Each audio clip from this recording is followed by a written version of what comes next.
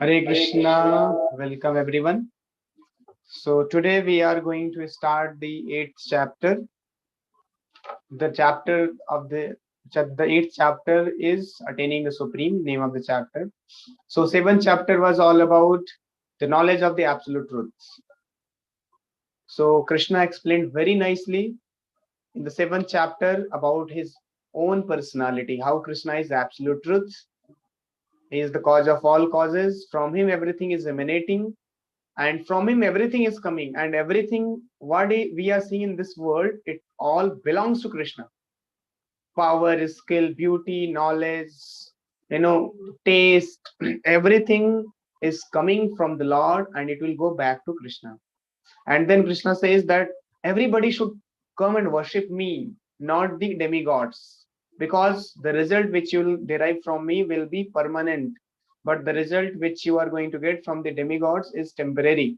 So therefore everybody should come and worship me. Then but Krishna said, who will not worship Krishna? So there are four kinds of people who will not worship Krishna, and there are four other kinds of people who will come to Krishna who are pious.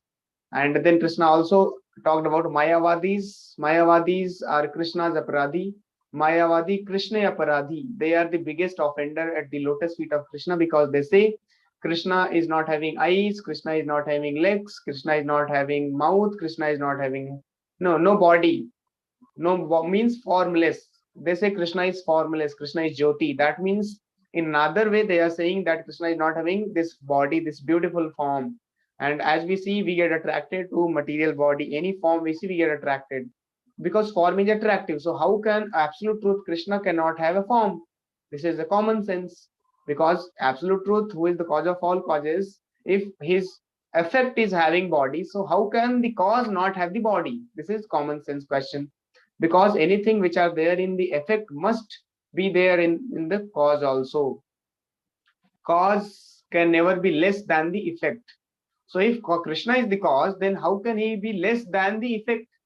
And we are all the effects, but we are having forms. So how can cause, who is Krishna, he cannot have form? This is illogical, bogus.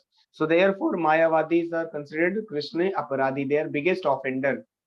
So that this knowledge is also explained in seventh chapter by Krishna, that they are not having even small intelligence. Those who are worshipping demigods, they are having less intelligence. But these Mayavadis, they are not having even bit intelligence. They are unintelligent guys. And then Krishna says how we can worship Krishna when we become completely free from all these sinful activities. We become pure. Then only we can worship Krishna. Okay, so Krishna explained these things, and now eighth chapter has begun. So because in the end, towards the end of seventh chapter, Krishna uses some terminology which Arjuna could not follow. So therefore, in the beginning of eighth chapter, Arjuna immediately asked that Krishna, what did you say in the end of seventh chapter? What are these factors? So I'll share the screen here now.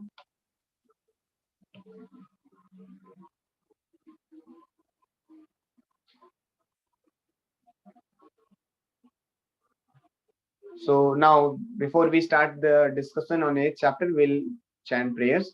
Namo Om Vishnu Padaya Krishna Prestaya Bhutale Srimate Bhakti Vedanta Swami Niti Namine Namaste Saraswate Deve Gauravani Pracharine Nirvishesha Shunyavadi Pashyatya Deshitarine Jai Shri Krishna Chaitanya Prabhu Nityananda Shri Advaita Gadadara Shri Vasadi Gaura Bhakta Vrinda कृष्णाय वासुदेवाय देवकीनन्दनाय च नन्दगोपकुमाराय गोविन्दाय नमो नमः तप्तकाञ्चन गौराङ्गी राधे वृन्दावनेश्वरी वृषभानुसुते देवी प्रणमामि हरिप्रिये वाञ्छाकल्पतरुभ्यश्च कृपा सिन्धुभ्य एव च पतितानां पावनेभ्यो वैष्णवेभ्यो नमो नमः हरे कृष्णा कृष्णा कृष्णा हरे हरे हरे राम राम राम हरे हरे। जय श्री श्री कृष्ण बलराम की जय, श्री श्री निताई गौरंग की, जगन्नाथ बलदेव सुभद्रा मैया की जय, श्रीमद् भगवद गीता की जय, श्री कृष्ण जन्माष्टमी महा महोत्सव की जय, निताई गौर प्रेमनंदे हरि बोल। So in the towards the end of 7th chapter, as Krishna spoke this verse, Jara Maran Mokshaya Mamashrit Yatanti Te Brahma Tadvidu Krishnam Adhyatma Karma Chakhilam. So, what is Brahman? What is Adhyatma? What is Karma? Arjuna is asking these three questions in the first verse, because Arjuna Krishna has used these words in the 29th verse of 7th chapter, and then the last verse Krishna used these four terms: Sadi Bhut, Sadi Deva, Sadi Yagya, and Prayana Kale. So Arjun could not understand. So therefore, in the beginning of 8th chapter, Arjun inquired, Krishna, what is Brahman, what is Adhyatma, and what is Karma? And what are these four factors? So now Krishna will explain. So we are not going to discuss all these things, but the important one, which is how we have to leave this body at the time of death. So Prabhupada writes in the purport very nicely that Brahman refers to the living entity and Parabrahman refers to the supreme personality of Godhead. Many times we get confused that when it is written Brahman, so we think that we are also Brahman, because Atma is called Brahman. So we think we are also supreme Brahman. We are also Krishna because we are Brahman. So we are Krishna. No, Brahman means spirit soul. Krishna is supreme Brahman. We are just Brahman. So the constitutional position of living entity is different from the position he takes in the material world. In material consciousness, his nature is to try to be the lord of matter, but in the spiritual consciousness, Krishna consciousness, his position is to serve the supreme. So this is the constitutional position of the living entity, to serve the supreme. So we'll skip this because you cannot understand now. When you read this, then you can understand very nicely. 8th chapter. Now, Prabhupada writes in the purport that this body is having 6 kinds of transformation. In the material world, the living entity undergoes 6 changes: birth, growth, duration, reproduction, then dwindling and vanishing. See, birth, then it will grow, it is growing, then it will be maintained, maintenance, then it will produce some byproducts, then finally dwindle and vanish. So जन्म होता है, then बच्चा बड़ा होता है, then it maintains itself, then produces some byproducts, then बूढ़ा हो जाता है, फिर मर जाता है element. So these are 6 kinds of transformation in this body. So therefore, body is not permanent, body is temporary. So now, the verse number 4, which is very important verse.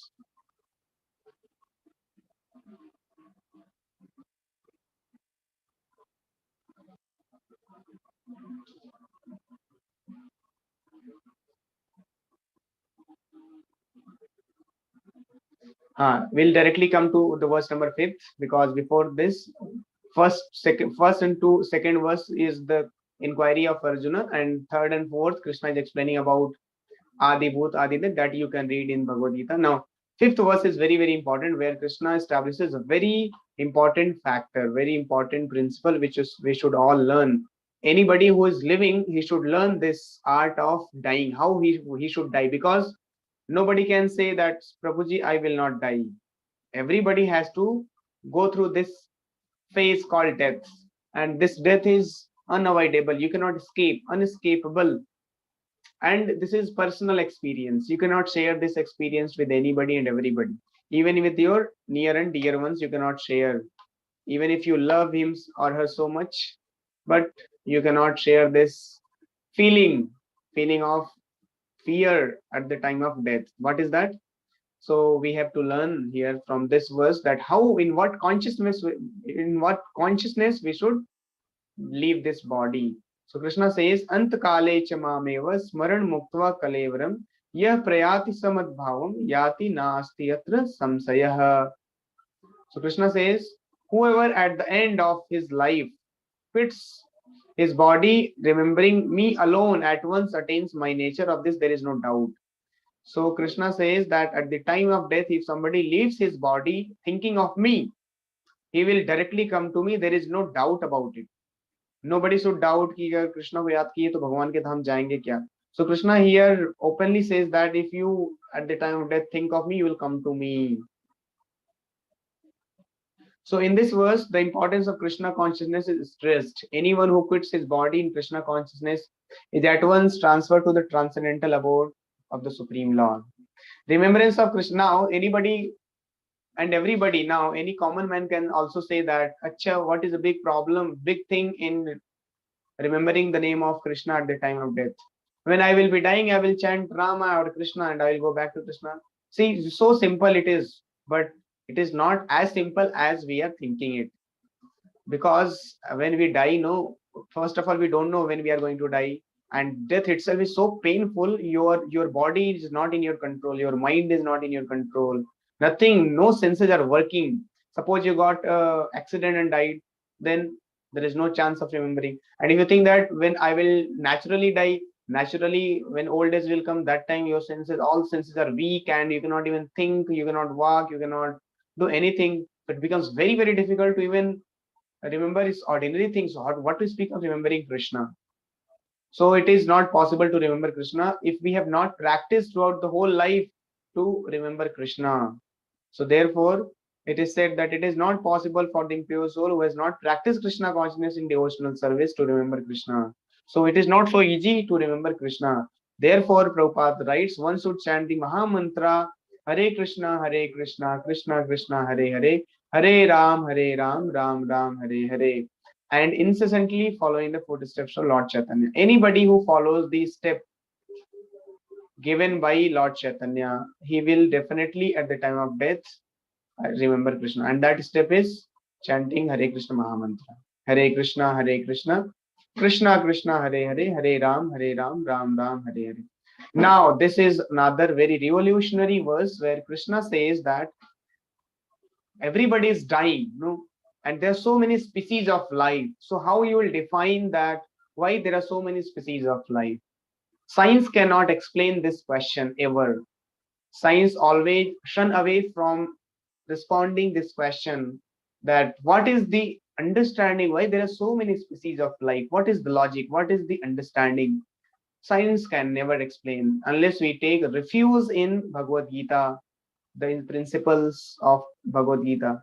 So here in this verse, Krishna says, Yam yam vapi smaran bhavam tyajati ante kalevaram tabdam evaiti kaunteya sada tad bhava bhavitah. Whatever stage of being one remembers when he quits his body, that state he will attain without fail. Means, see, मरते समय जिसको आप याद करोगे वही बन जाओगे आप. मरते समय आपने कुत्ता को याद किया, कुत्ता बन जाओगे. बिल्ली को याद किया, बिल्ली बन जाओगे. औरत, आदमी, गधा, कुत्ता, whatever you think of, you will become. And at the time of death, what you will think? You will think that about which you have practiced, जिसके बारे में आपने सोचा है. Whole life you have practiced, whole life you have done it. So at the time of death, naturally you will remember that one. So example comes of Jad Bharat Maharaj, who is the son of Lord Rishabdeva, and on whose name this tract of land is called Bharatvarsh. He left everything, all the kingship. He was the emperor, by the way. Bharat Maharaj was the emperor, and he left his beautiful queen and all the entourage and went to Himalaya on the way to Gangotri, Uttarkashi, and he started practicing austerities very rigorously. But unfortunately, got attached to deer, and when he was dying, he remembered deer. The deer's image came in his mind. Here you can see image. Here deer is coming in the mind of Bharat Maharaj. So he became deer in the next life. So therefore, it is very, very dangerous to get attached to anything. So now we understand that why there are so many species of life, because whatever you think at the time of death, that will become in the next life. So now the question will come, Prabhuji, nobody thinks to become a hog or any abominable animal. So how a person becomes hog? So the simple understanding is, if your activity is whole life, whatever you have performed, and that activity is resembling with the activity of hog, then you will naturally become hog. Suppose whole life you have practiced indiscriminately enjoying sense gratification. So next life you will become hog, because hog enjoys his sense gratification indiscriminately. And if somebody is practicing swimming a lot, then next life he is going to become fish. Somebody is practicing to become naked, he will become tree next life. Somebody is practicing to, somebody is very much indulging himself into illicit affairs, then he will become monkey or dog. So like this. Therefore, there are so many species of life because there are so many desires. So that's how we understand why there are so many species of life. So hence Krishna says that if the principle is at the time of death, whatever you remember, that you will achieve without fail. So Krishna, that's how concluded to Arjun, Tasmat means therefore, O Arjun, Sarveshu Kaleshu Hamesha. Sarvesh means always, Kaleshu means samay. Hamesha, all the time. Mam means mujhe, Anusmar means yaad karo. So Krishna यहाँ पर हमें he is warning us, he is giving us the final teaching that we should always, सर्वेषु means always, कालेषु means समय, हर समय कृष्ण को याद करें. कैसे? अर्जुन को बोल रहे युद्ध कर रहे हो अर्जुन, और हमारे लिए do activity which are connected to Krishna, because Krishna is directly asking Arjun to fight. So therefore Arjuna is fighting. So that means on the order of Krishna is fighting. So that fighting means he is remembering Krishna, even though he is very with full concentration, very expertly he is shooting the arrows. So now one may question that how can he think of Krishna and shoot the arrow also? Because the very fact that he is shooting arrow, it entails that he's thinking of Krishna, because he is acting on the behalf of Krishna. He is acting on the order of Krishna, therefore he is thinking of Krishna only. So in the same way, we should also perform activity which are connected to Krishna. When we connect our activity with Krishna, then we are also constantly thinking of Krishna. This is the simple fact which we have to understand, which is very nicely explained by Prabhupada. And मयि अर्पितो मनोबुद्धिर माम एवश्यसि असंशय. So इस तरीके से अगर हम अपने मन और बुद्धि को भगवान की सेवा में लगाते हैं, so हम भगवान के धाम जरूर ही जाएंगे. माम एवश्यसि असंशय. There is no doubt about it. So this instruction to Arjuna is very important for all men engaged in material activities. The Lord does not say that one should give up his prescribed duties or engagements. One can continue them and at the same time think of Krishna by chanting Hare Krishna. Just see, you can perform your activity very nicely, but you have to chant Hare Krishna. So when you chant Hare Krishna, that means you are thinking of Krishna. So here Prabhupada in the purport very nicely explaining that. See, that's why we require a guru. Otherwise, we cannot understand this instruction of Krishna, how to implement in our practical day-to-day life. So therefore, people, they read Bhagavad Gita, but they cannot practice because they don't understand. Therefore, we require a guru.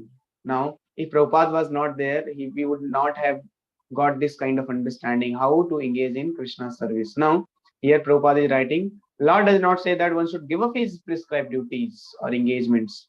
So perform your duty very nicely. One can continue them and at the same time think of Krishna by chanting Hare Krishna. So you can do your activities and you chant Hare Krishna. So this is the secret which is revealed by Krishna and explained by Prabhupada in an easily understandable way, which we can implement in our life. So this will free one from material contamination and engage the mind and intelligence in Krishna. So when we chant Hare Krishna mantra, we'll be freed from the contamination of mind and intelligence, and we'll engage our mind and intelligence in Krishna's service. So by chanting Krishna's names, one will be transferred to the supreme planet Krishna Loka without a doubt. See, here Prabhupada is establishing very simple fact that anybody who chants Hare Krishna throughout his whole life, he is sure to go back to Krishna. So therefore Krishna says, Abhyas yoga yuktena chetasa na anya gamina. So we have to practice, abhyas karna isko. Now it is not so easy, है ना, कि भगवान सारी activity को कृष्णा से connect करते हुए करो. Many times we do it for our sense gratification. So we have to practice. और प्रभुपाद ने बोला कि chanting करो और activity करो. Many times we skip chanting. So therefore we should never skip chanting. We should constantly practice chanting Hare Krishna Mahamantra.